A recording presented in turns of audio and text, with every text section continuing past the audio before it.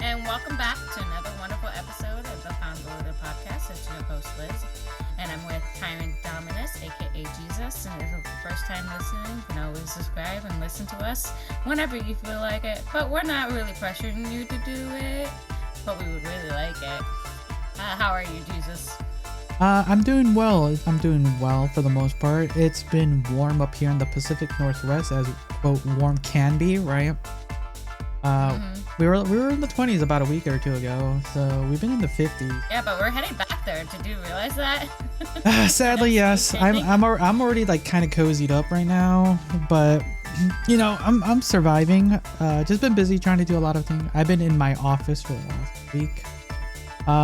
So you know, there's like, as you can tell, me and Liz got brand new chairs, nice and comfy now. We can actually be comfortable finally for once.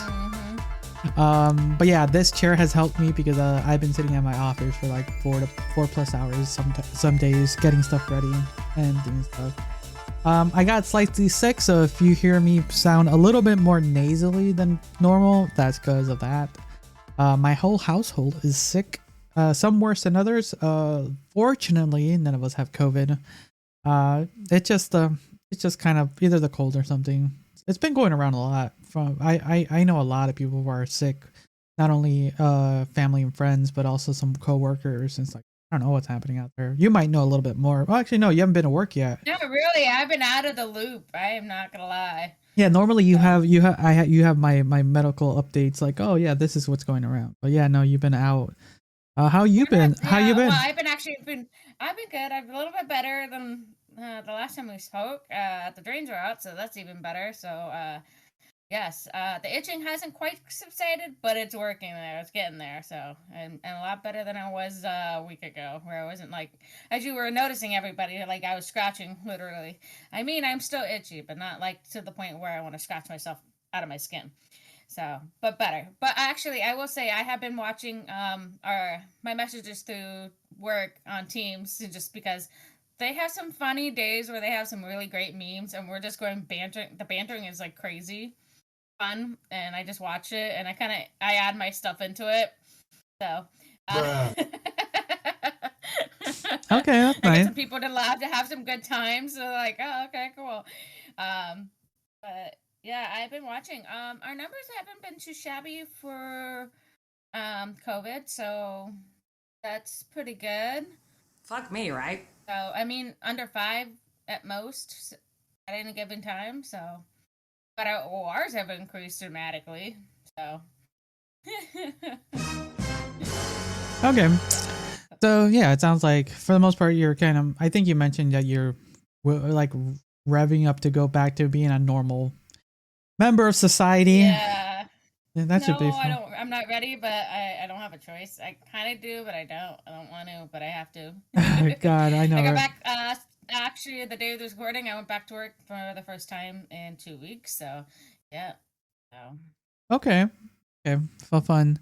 All right, everyone. I hope everyone's been enjoying the fall. It's winter is just around the corner as far as like the date is going. I think we have like another week before winter officially hits, or whatever the calendar considers winter. I think it's like the 21st or something. That's what those. I think so.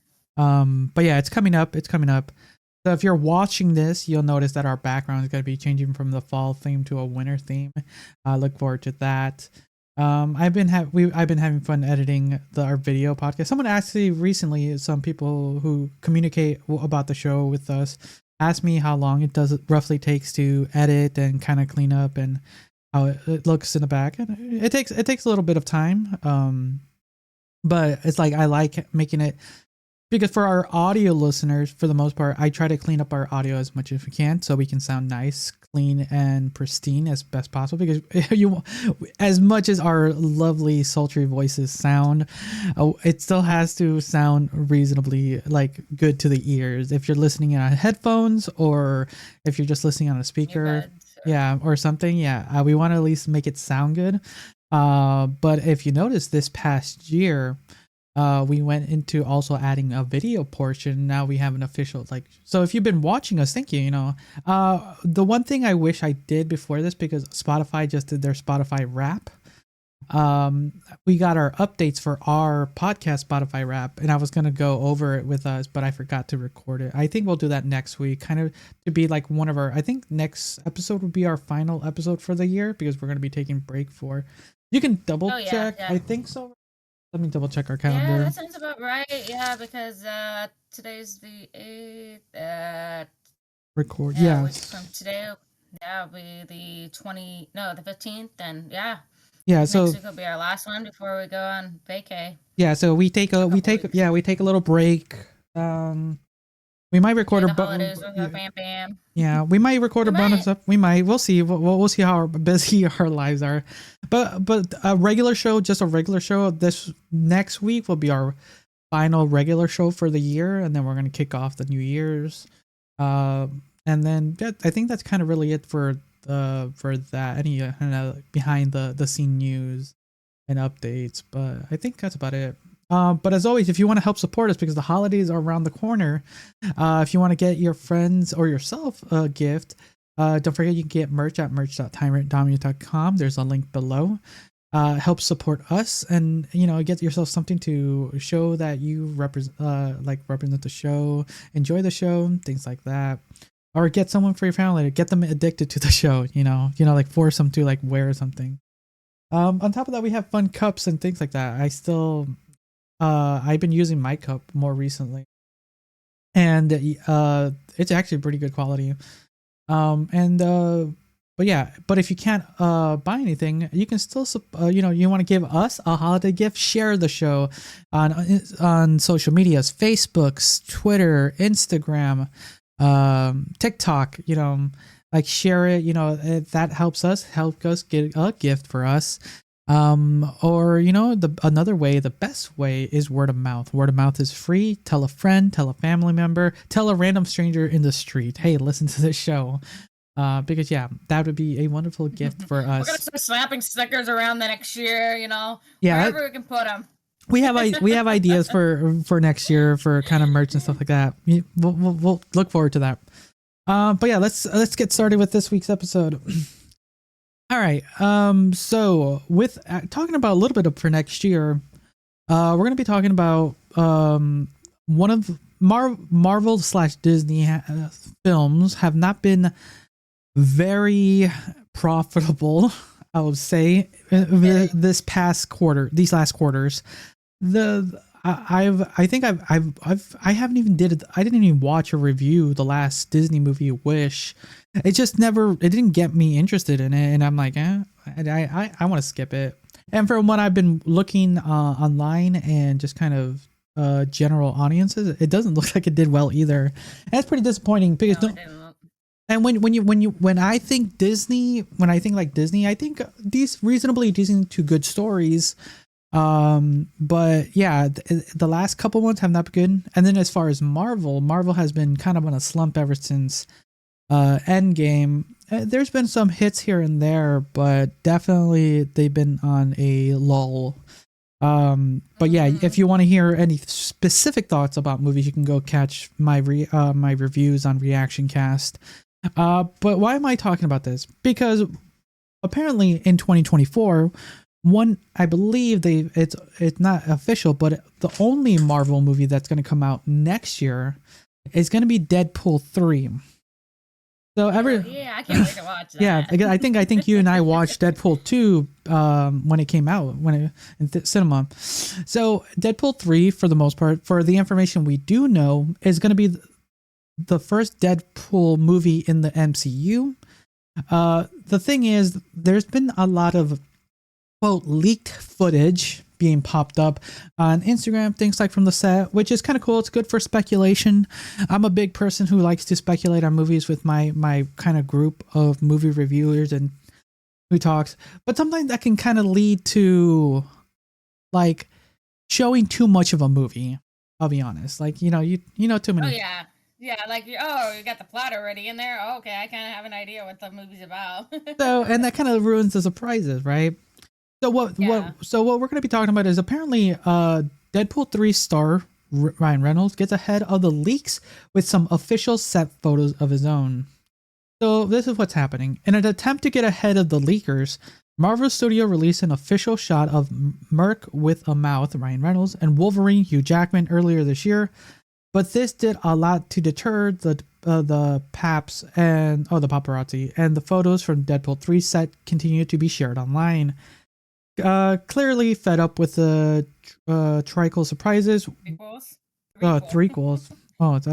Yeah. Though we haven't really seen anything that revealing so far, being given away before anyone has a chance to see it. Reynolds released a statement asking sites and social media scoopers to be a little bit more careful about ruining the experience for others. Let's see here. There's a quote.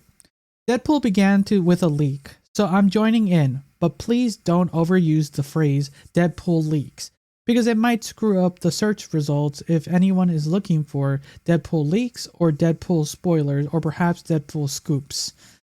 No, so so for the most part I get it. He's the original, the first Deadpool movie was a small clip that Ryan Reynolds leaked out as a concept to push for in a Deadpool movie, and because of that we got Deadpool 1, and consensually we got Deadpool 2.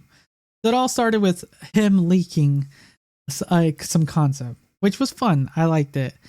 But definitely spoiler leaked photos and information do ruin not only movies, games, TV shows, because sometimes it's those surprises that get you when you're watching a series or a movie. I'm like, oh, I didn't see that coming, right? And we don't want to ruin it. We like the surprise, the element of a surprise, the enjoyment. That's the whole point you go to see a movie, right?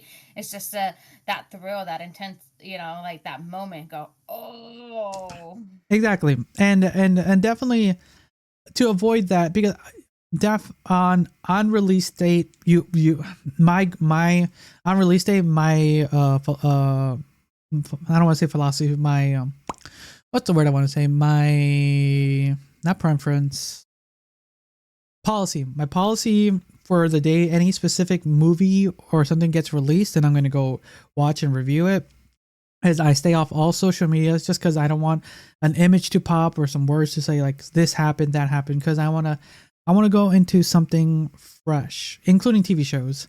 Like I want to get into the show and watch it, or any medium. And I can see what Ryan Reynolds doing. He's been posting like images, and some people have been quote kind enough to also leak stuff, like fake stuff. There's an image of Mickey Mouse on set, or yeah, I saw that. Like, oh my god, Mickey Mouse is gonna be with Deadpool. That is crazy, guys. And that's kind of the thing. It's a mix of, yes, we don't like. You can't stop people from leaking, but you can kind of throw in a wrench into it, right? And that would just confuse people. And for the most part, I think that's fair. Like if all he's doing is asking and kind of throwing a couple screws into the cog, I think that's fine. Because you can't really stop people. That's a disappointing part. Mm-hmm. So people will do what they want to do. Yep, and some people just want to ruin other people's fun. That's the other thing. Mm-hmm. So I'm looking forward for Deadpool 3. Like, so I look forward to that. Me and Liz will be watching this more than likely. Maybe we'll do a dual review on Reaction Cast separate from this one. But yeah, look forward to that. But any thoughts kind of when it comes to like things like what are your thoughts on spoilers, or like do you have a policy on how I try and avoid them as much as possible. If something pops up, I'm like, nope, swipe, or like scroll away. Like, I don't want to see it. I want to enjoy it. I want to have my peace of mind in it, and my 2 cents and my opinion.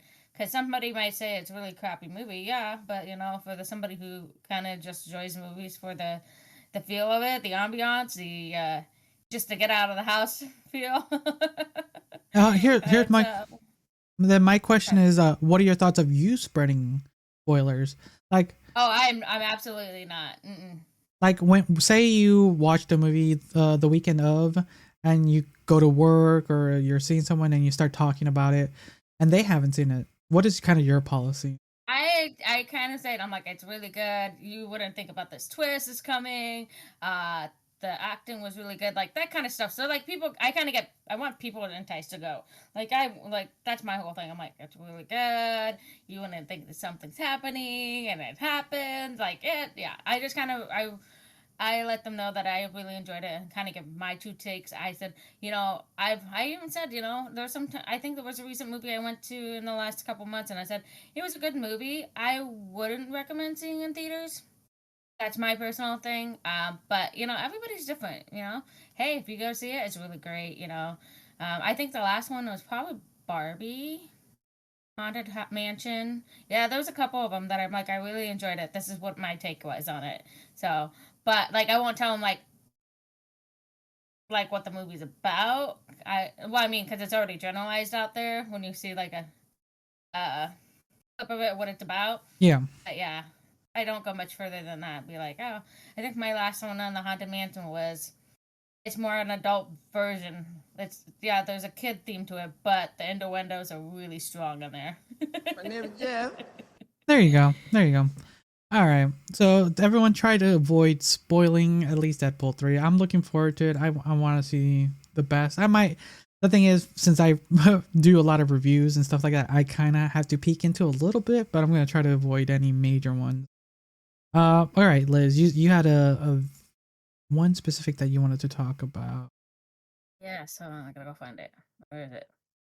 Ah, there it is. We all have headaches. Speaking of headache, I have one right now. Ooh, that's rough.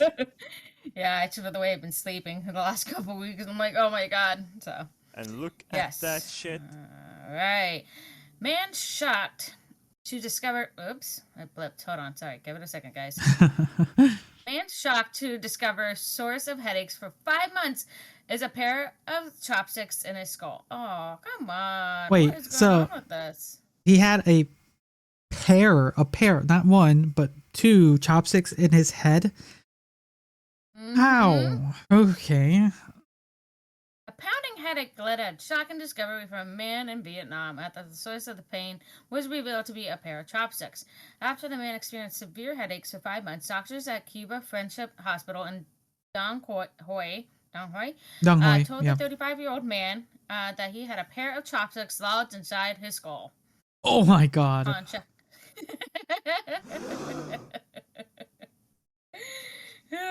Upon checking into the hospital on November 25th, that CT scan revealed that the man was suffering from a rare, potential life-threatening neurological condition that was caused by a pair of chopsticks that had allegedly gone up his nose and into his brain. Wait, what? Okay. That's what I was thinking. I'm like, how did they get in there? They had to go up through the nose, right? Yeah. Okay.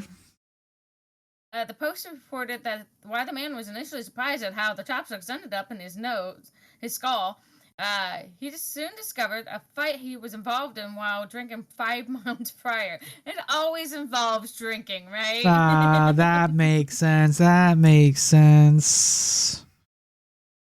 Are you out of your mind? The patient reportedly told doctors they could not recall any details in the fight, but he remembered someone stabbing him in the face with an unknown object. Yeah, basically they were able to remove the chopsticks and he was in stable condition. So, don't get drunk. That's just a fair point. And don't get into fights, and then you're safe, right? You're safe. Yeah, that's one of those things that, like, fortunately, I've never been drunk and in a fight at the same time. And I think in all my years when drinking was involved, I can count in one hand how many times blacked out I've been. Which is very fortunate because some people can get really out there. But yeah, definitely that is a crazy one. That is a crazy one because because that definitely is like something you wouldn't forget. Like someone, if you were sober or conscious. I just I was trying to figure out how that got up his nose. He gets stabbed with it. Like thinking about it, like it might have snapped. You know. But you well, no, there were two chopsticks. So you think about it. So the other two chopsticks break, right? Maybe, yeah, you know, like if someone's fighting, you're like, slam you. Oh, but man, that 5 months is a long ass time. Like, I'm trying to think. At least the headache kind of revealed it, but it's one of those things. Like, how long with that chronic? I would consider that chronic headache, right? Because it's continuous, or that's the right word? Yeah, it's chronic. It's continuous. Yeah. Yeah. So how long of a chronic headache would you be until you actually seek some medical help yourself? I have a number. I'll tell you it after. Probably about a week. A week. I was gonna say just under 14 days, like 10 to 14 days. That's my number. Because because I don't usually have a week headache. So like if I go for a week, then that's something serious to me. Like I've had a headache for a week. There's something going on. The 5, I don't know. We don't know if it was continuous, but 5 months is a long ass time. Like like I don't get headaches that often. It's just when either I'm like low on sugar, or I get weird vertigo, but that's also something different. But I can get slight headaches from vertigo as well. But it's one of those things like I kind of know when I get headaches, like the reason behind them. So it's very rare unless I'm sick. Luckily, this recent sickness hasn't given me a headache, fortunately, so it's been easy to work on stuff. But definitely, like, people just gotta really be careful when drinking because it sounds like it could have been very bad, deadly. Don't put weapons near you. Just period. Save yourself. Well, you consider, yeah, we should consider chopsticks weapons now at this point. Oh my god. Okay, let's continue with the kind of the medical area and talk about this continuous Panera situation. Oh yes. Oh, read it? Yeah, I'll read it. So Panera charged lemonade has been blamed for multiple deaths. So there's been another death now. Sadly, it's being accused of it. It's not 100% because they're finding lawsuits and stuff like that. But I think one is one too many, in my opinion. So here's the article. A standard latte has 1 shot of espresso. A maraschino calls for 2. Panera's charged lemonade. A single 20-ounce cup is equivalent to more than 4 shots of espresso. Oof, that's a good chunk. That's the news to most people. Despite the fact that the claimed lines of lemonade has been around since April of 2022. In fact, Panera is now under fire after being blamed for a second death. According to the lawsuit filed Monday, Florida resident Dennis Brown drank 3 charged lemonades from a local Panera on October 9th and died of cardiac arrest. 3 lemonades. How much was an espresso? So 4 shots, 12 shots of espresso. Basically, that's what he drank. It makes me want to at least taste it to see it because it sounds like they're pretty tasty, you know. If I bet they are, but is it worth it? Your life? I mean, maybe you don't drink I don't know. I know that I honestly, we use caffeine in a lot of situations and certain things, like especially to get the heart jolting again. But that's that's crazy. So, yeah. In October, a lawsuit alleged that a company failure to properly warn customers about the drink ingredients led to the death of a University of Pennsylvania student, Sarah Katz, who had a heart condition and consumed a highly caffeinated beverage, per NBC News. The Food and Drug Administration is reportedly gathering information around the incident. Panera told NBC after the Katz family lawsuit that it had enhanced the existing disclosure for its beverages restaurants on its website and app. In a statement released on Tuesday, Panera said it stands firmly by its safety of our products, per the New York Times. Here, the thing is, you can advise people so much with like through the app, through your websites, through things, most people aren't going to read it. They're just going to see, ooh, lemonade. You know, Yeah. that's the thing. It's like people, some people just ignore stuff. You know, people don't even read the terms of service, and that's really highly important sometimes. That being said, social media users have made concerning claims about the drink. I feel like the Hulk content creator. Oh my God, what is their name? Wrong size. Make the. Where are you? Sarah E. Buss shared in recent viral TikTok after consuming multiple refills of the drink. Others echoed her sentiment concerning that the lemonade kept them up for 24 hours. Damn, if you want to get a project done. If you need to get a shit done, that will be it. Energizer Bunny. Customers have compared a single sip of charged lemonade to Fergie doing cartwheels and Winnie the Pooh having an out-of-body experience. Damn, that's that. I love that. Those are some phrases like, oh my God, I feel like Winnie the Pooh having an out-of-body experience. Everyone, I've never. Yeah, which version of Winnie the Pooh though? There, that's wait. As someone who's tried it, and the memes are hardly exaggerated. Ahead of my review of the charged lemonade and what RD thinks of the beverage, plus options for healthier alternatives, I think I should make a TikTok review on it.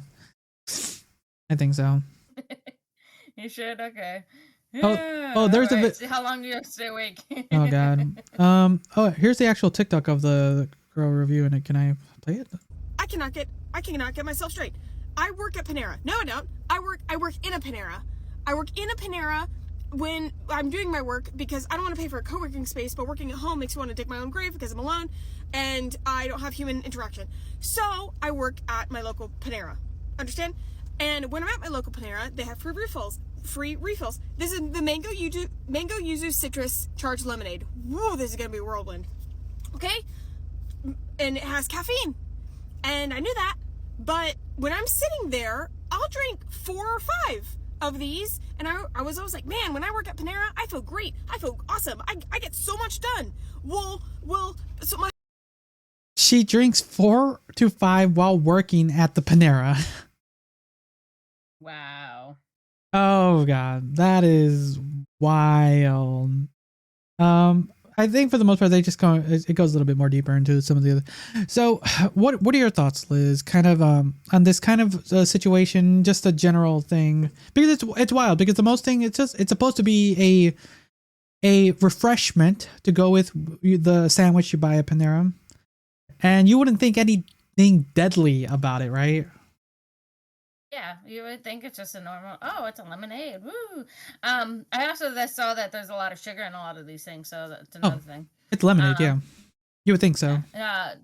So sugar and caffeine, like that's a great combo. It's like an energy drink, right?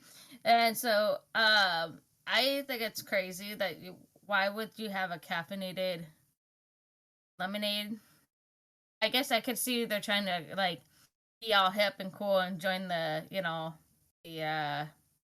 rest of the world with all this like hype stuffed up, right? You know the version of Sunny D adult version out there right now. I mean, yeah, there's been a lot of that. I've been seeing like our nostalgic drinks that we had as kids are now becoming adult beverages, and I think it's kind of like that idea is like they're trying to keep up with the mainstream, but unfortunately there's some bad side effects for how much caffeine they put into it, and the sugar amount of content to just obviously overwhelm some people's systems. And I think they need to dial back the caffeine quite a bit if they're gonna have it there. I mean, I don't, you understand, like Coca-Cola or Pepsi or whatever those caffeinated drinks, they have a little bit of caffeine, but it's not completely astronomical.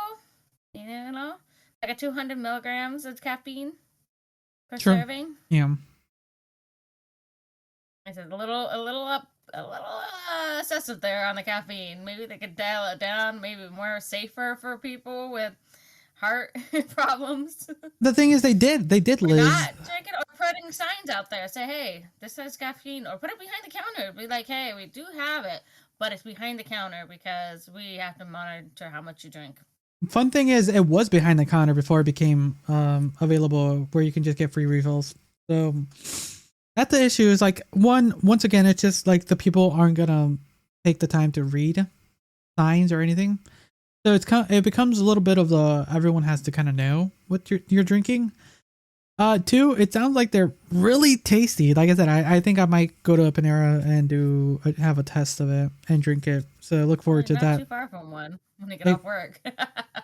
And if it gives you that much energy, boy howdy, will I be drinking like 4 or 5 of them apparently. Because, no, I will not be drinking 4 or 5 of them. Like I drink. Please, we need you to run the show.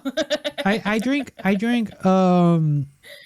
I on the high end for work purposes, I drink about under 500 milligrams of caffeine a night, which is still a lot. That is a lot. I'm not going to deny that. But it's in spurts. So I'm like not drinking like 501.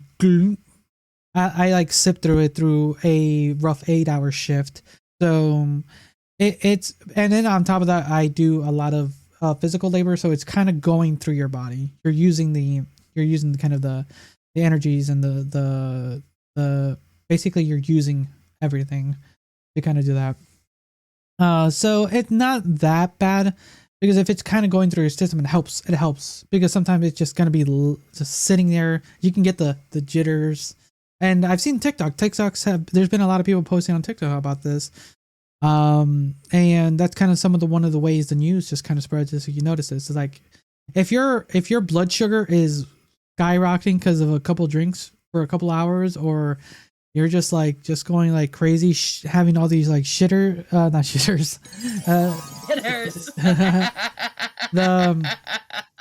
Like if you're shaking a lot, then that's a problem. Because there's been times definitely where I've drinking an energy drink or two, and more just me drinking it as a quote refreshment, and I'm just sitting there, just my hands are just shaking, like like that. Because for the most part, when I think energy drinks, I have a reason to drink them, not just for a refreshment, but I'm doing something. I need to be awake and alert and moving or moving or something. If I just drink it for drinking's sake, then you're just kind of letting your body just like your heart race and stuff like that. And I would say that's not healthy. I'm not a doctor here, but Not healthy. The only caffeine I actually only drink when I do my 10-hour overnights, which I will be doing actually 3 of them next month. I just found that out. I drink coffee, a stronger version coffee, like not too much stronger. So I ain't get much more than the 200 milligrams. So, but it makes me feel like I'm awake enough to do the job. There you go. Putting the right drugs in the right spot. But now going back to kind of the family, because Panera is definitely fighting back because it's the company, they have to kind of fight back for.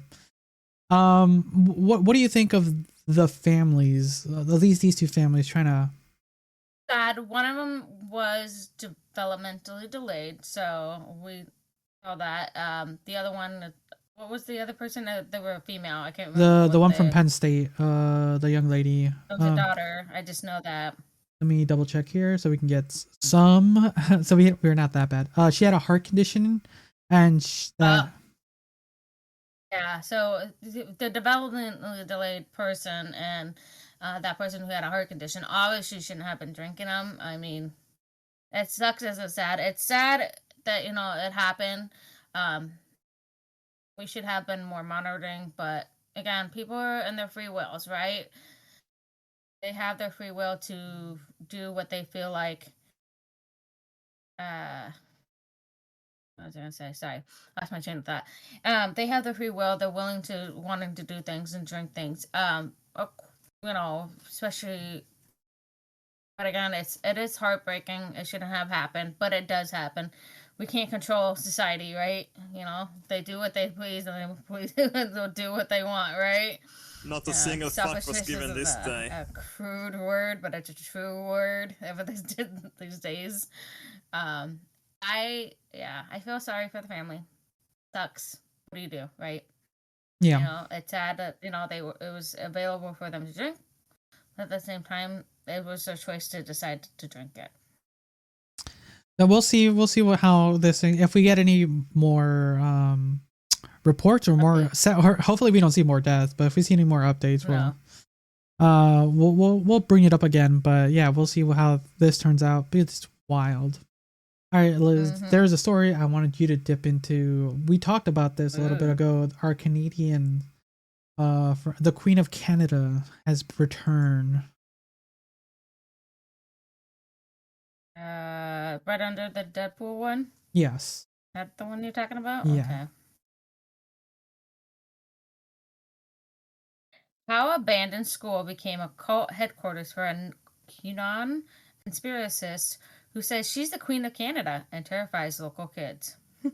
Remember, we spoke about the Queen of Canada. What was it spring-ish time? Maybe, I don't remember. It's been a hot minute. I'll probably remember when we start reading again. An abandoned school has now become the harrowing lair of a cult leader who says she's the Queen of Canada. Non-conspiratist Romana Didulo and her loyal... I think it's Didulo. And her loyal followers have turned the village of Richmond, Saskatchewan upside down, terrifying local children and their families. Okay. Didulo, 48, immigrated from the Philippines to Canada as a teen and set up several businesses, forming a fringe political party in 2020. After endorsements from Kenyan... Go ahead. No. Yeah, it's like, I think that's when we started talking about 2020. So it's been a real hot minute. A spicy minute. A real hot minute. It's been a minute, yeah. After endorsements from QAnon leaders, the 48-year-old built up her loyal band of supporters. Didulo then declared that she had overthrown the legitimate government of Canada, adding that her claim to the Queen of Canada title is backed by secret and powerful U.S. military interests. Yes, I remember this. I'm starting to remember more. The self-proclaimed cult monarch has spent the last few years traveling around Canada in motorhomes and in other vehicles. But just weeks ago, Didulo's group set up camp at 150-people village former school, where it has been closed for 11 years. The abandoned building reportedly has no water or heat, but it seems to have power, and the group is not planning on moving anytime soon. It is understood that QAnon leader apparently had between 15 to 25 people with her at the site, Community TV reported. The group is also reported seeking plumbers and tradespeople to come volunteer for building projects. Ooh, that's work, man. You work your shit. That's what when you're starting to gather people and organizing, that can be it's forming. That can become pretty deadly. Depending on how unhinged it is. It can be nonsensical, but it doesn't sound like it when the military, apparently the secret US military, is supporting her. Yeah. More followers are posting to Telegram about their plans to travel to the area in the mid-October, the Canadian local outlet has reported. Didulo's supporters have been known for their rather paranoid behavior towards outsiders, refusing to let anyone in and filming them if they got too close. They marked the territory with a wire around the school grounds, which sits unsettling close to one of the village's only playgrounds. Local children now don't even dare setting foot near the QAnon headquarters. Damn, yeah, definitely don't let your kids go nearby there. That's kind of sad for the kids. It sounds like it's a small town, and that's where the kids kind of used to go to hang out, just like the abandoned school playground. That's very disappointing. It is very disappointing. I don't see anything else that we have to... Really, yeah. Like I said, I remember we were talking about the Queen of Canada. It's a lot longer than I thought. I thought it was more recent, but it sounds like she's when they're having fun, right? And it sounds like she's still kicking, doing her thing out there. She's gathered a small following. Maybe there's more throughout because she looks like there's a following, like an actual group, like a caravan, basically, of individuals. But then she might have more followers online and things like that, because some people just can't in this economy make it out to some of these things. but it's disappointing that the local town and just the residents of the town are being like deterred because of this. Because yeah, it's just some fanatics at this point. And hopefully it doesn't become anything too strenuous, but you just never know. I kind of read a little bit further into the article to see if there's anything fun in it, and then it says earlier this month the cult was chased out of Kamsack, a small town on the other side of the province, by hundreds of local residents. So it's possible they can be ran out. They can be ran out. You know, what is it? Pitchfork and torches. Pitchfork and torches, everyone. It is one of the things. One thing is they are quote loitering, or what's the word? They're squatting. They're squatting. They're literally squatting in an empty building, and making people work for them for free to get their compound running. Well, anyone who follows the Queen of Canada know what they're getting into. Nothing, but they're too paranoid for that shit. But I hope this group doesn't become too wild, because there's other groups that are happening around the world right now that are even in Canada. There's a couple groups that are just like getting like homeless people together. We didn't talk about that story, but it can be very, very detrimental to the people around, and hopefully it doesn't turn into any violent like escapade. Because you wanted to, because look, as you see the photo of her talking to all the people, because she has roughly 20 people, but look how many people are following her, listening to her. It's crazy. That's the thing. More than 150 people right there. That's the thing. It's I guess she just got like 36,000 on Telegram or something like that. There's a lot, and I remember, and that's before they deleted it, and she had to make a new one, or whoever her like social media manager is at this point. It's wild. It's wild what some people want to believe sometimes. And it's very disappointing too, because some people just want to belong to something, be a part of something. You should be a part of our show. We're we're always looking for guest hosts. But it is a little bit where people want to have a voice heard. People want to be seen, be a part of something, and sometimes that can be, people can be led astray. That's the disappointing part of this.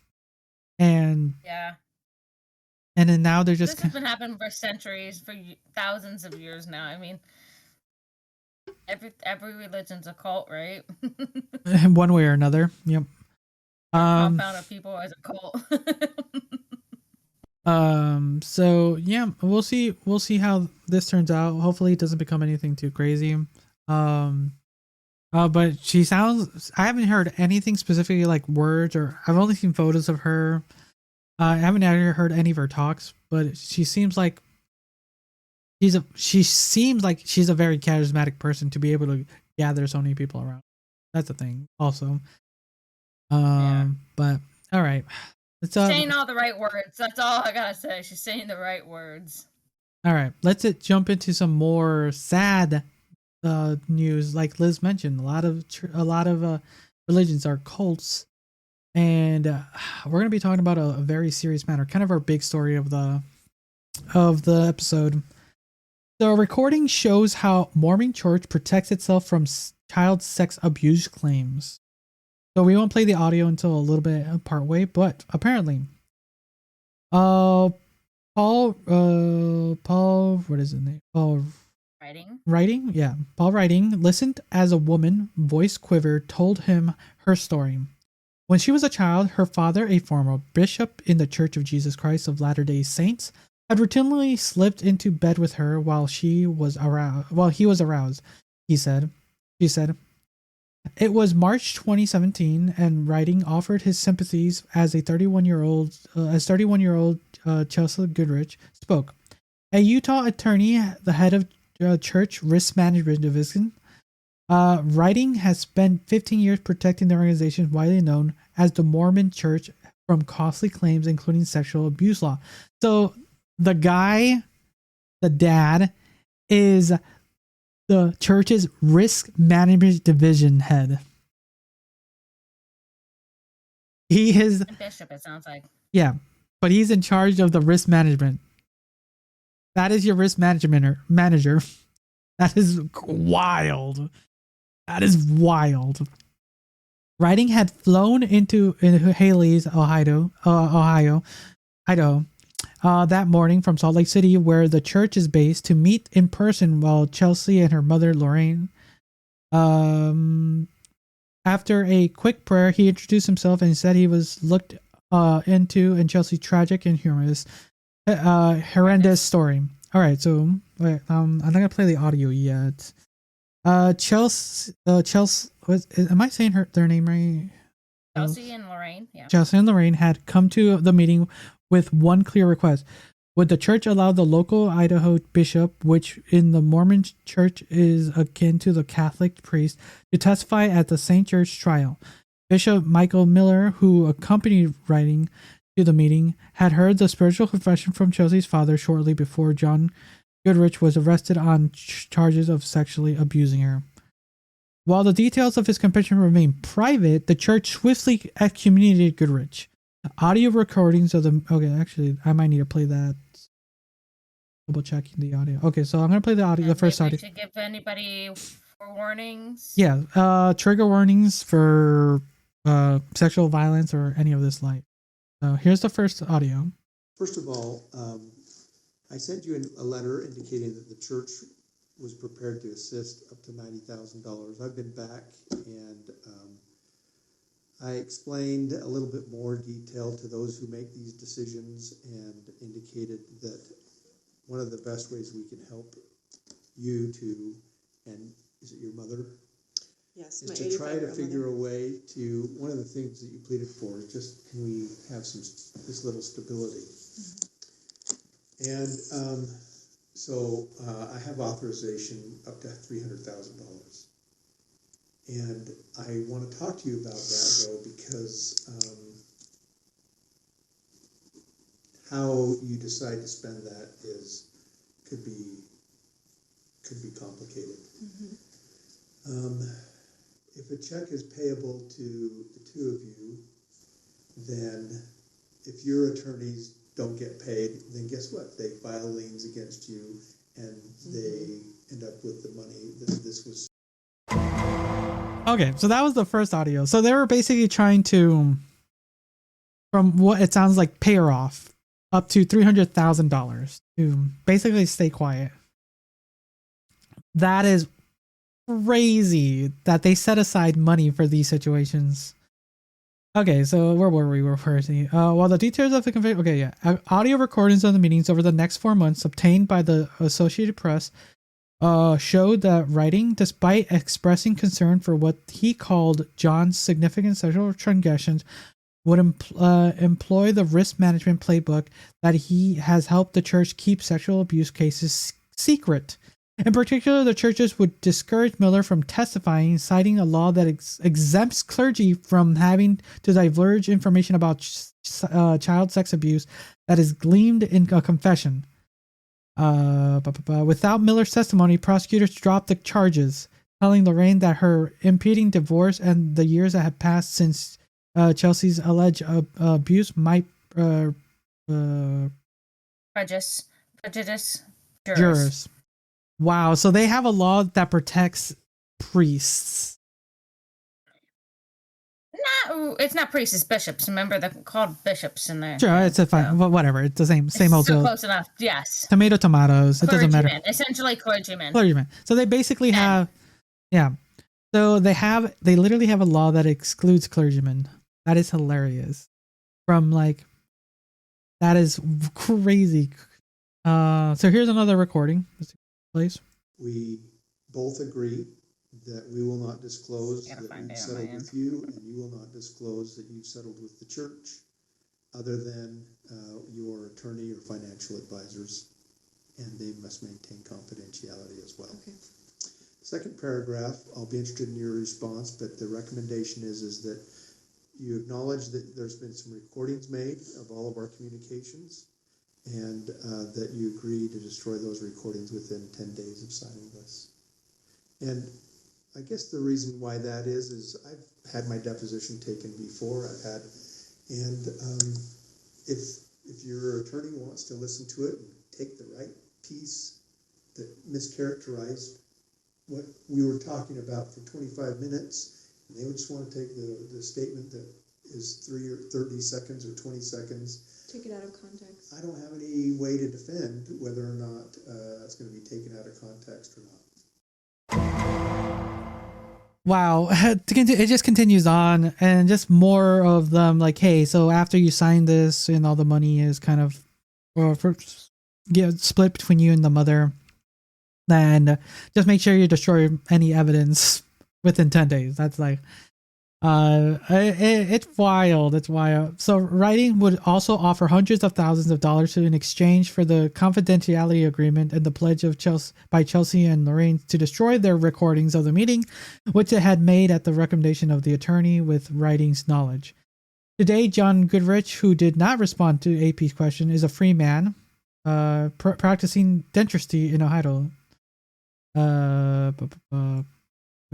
Going into the meeting with writing, I felt like it would be very clear once everything laid out that, look, this is not something that we could cover up.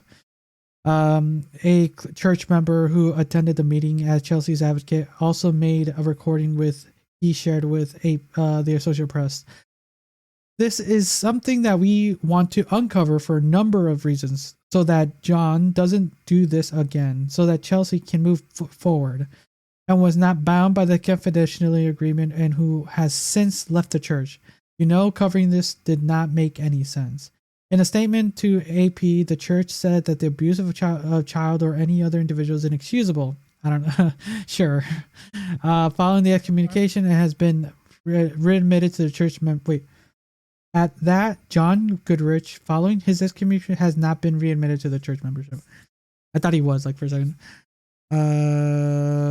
Anything else? Oh, it's here. LB recordings provided unprecedented record of the steps of the church normally takes behind closed doors to keep allegations of child abuse secret. Step that can be leave predators free and children at risk. How many people can know the truth and choose to pretend that they did not leave others at risk at the same abuse and they did not don't care, Lorraine Goodrich said. I do not understand that, and I'll never understand it. That is true. That's the thing, is that there's just one church. It can happen multiple. Mm-hmm. Oh, it's happening over a lot of churches. It's been going on for years. I mean, there's been documentaries about it. I mean, it's still going on to this day.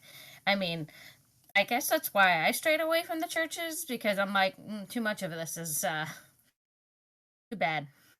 And it doesn't matter which one you go into, there's always somebody or something that's getting protected. Yeah, and the thing is, the guy, the main guy, the guy who was in charge of risk management, the father here, who probably dealt with all this, kind of like, damn, I got caught, now I'm gonna have to deal with my own case. And apparently he's doing all right. He's just now a dentist. He's a free man because you can't do anything about it because of an old law that protects clergymen. Now he's just a practicing dentist.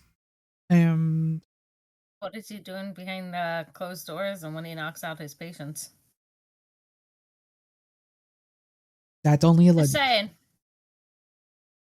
But yeah, for the most part, that's kind of, there's more just more onto this, but we kind of get the gist. It sounds like something we speculated happened, but now we have actual recordings of what happens. It sounds like they always set aside a good chunk of money just in case something like this happens, which is that's why you always get tithe, right?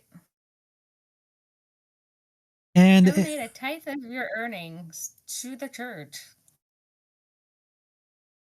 Well, not all. There's actually some good. Huh? There's some good Mormon policies out there. There's a because I knew some Mormons. They can help with when people are having trouble with food. They have like a kind of a Mormon grocery store.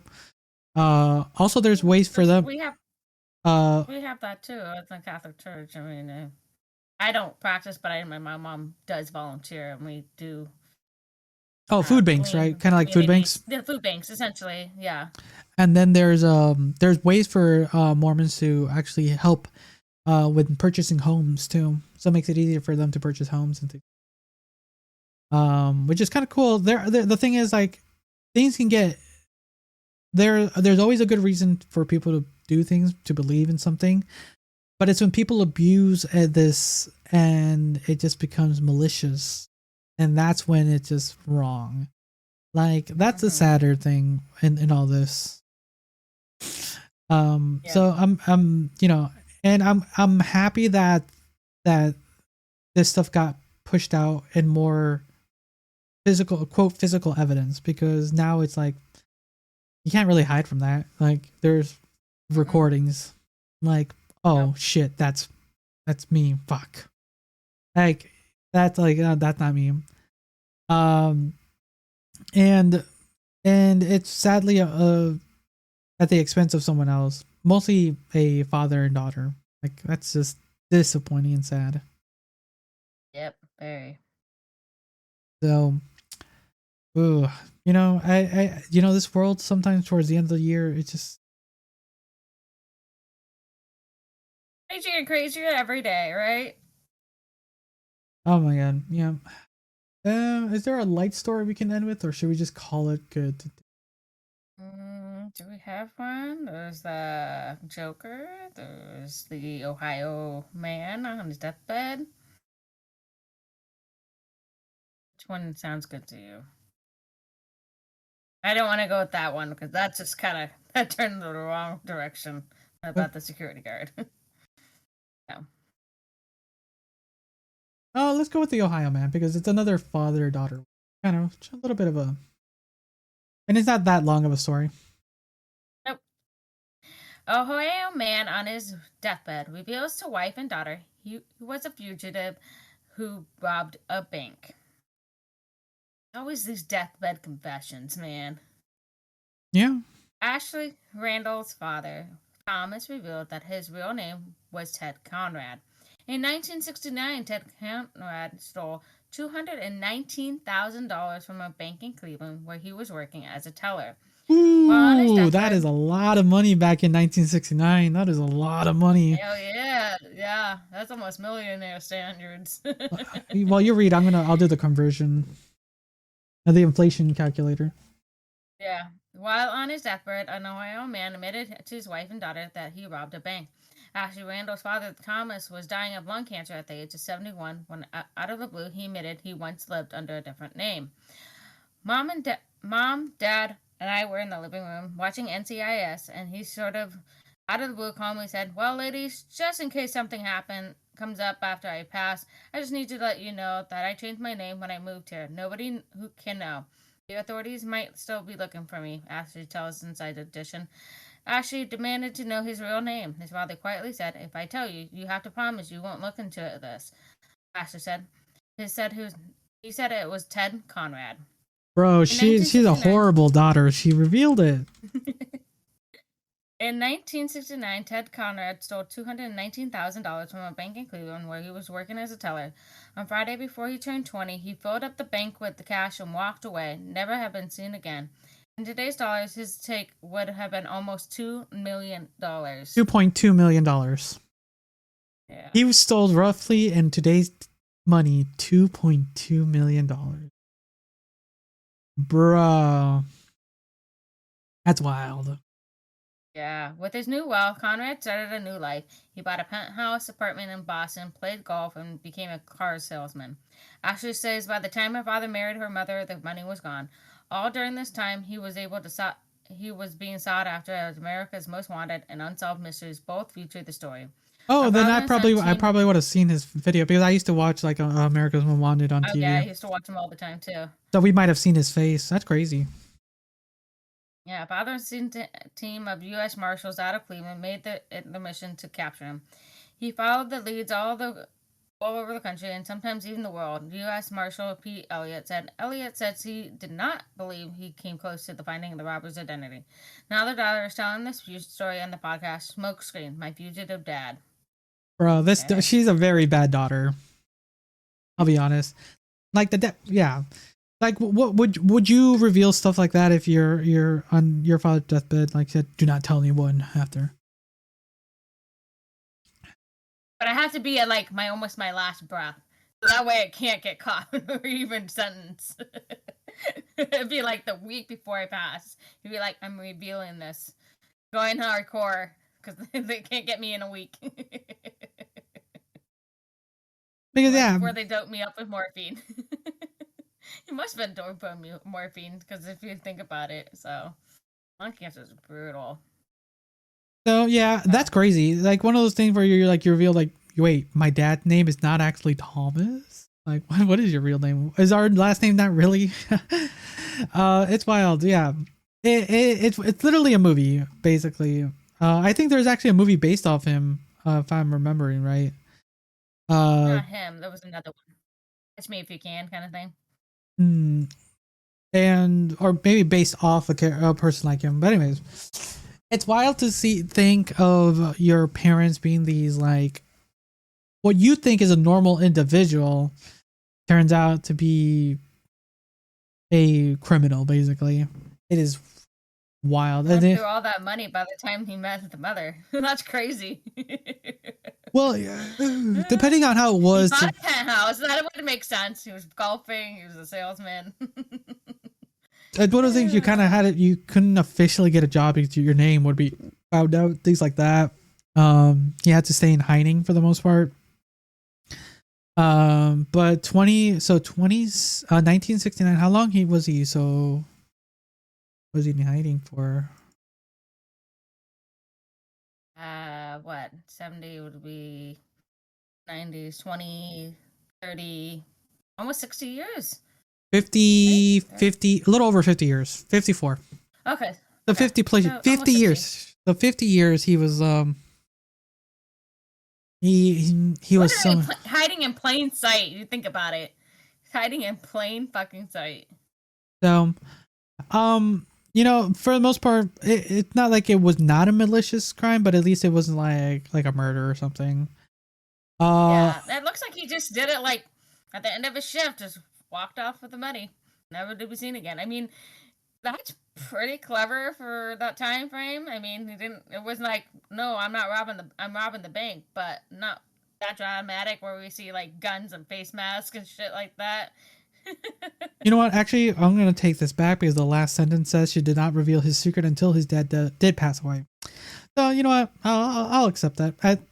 She's making a profit. She's selling a book, has a podcast. So, she has to earn some money out of it. I won't deny that. I know, right?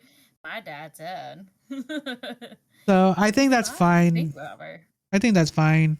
Actually, didn't you read a book a while ago involving a parent? What was the name of that? It was a famous actress. Yes. Thank God my mom was dead. Yeah, that one. I forgot who wrote that. Jeanette McCurdy. Yes, we did a story about her. It's one of the things like it's a little like that one's a little bit more harder. You've read it. I don't know the context of it. But it's one of those things I think it's better after they have gone, are well and gone, to kind of let some of these things go. Because definitely, depending on the situation, you know, you can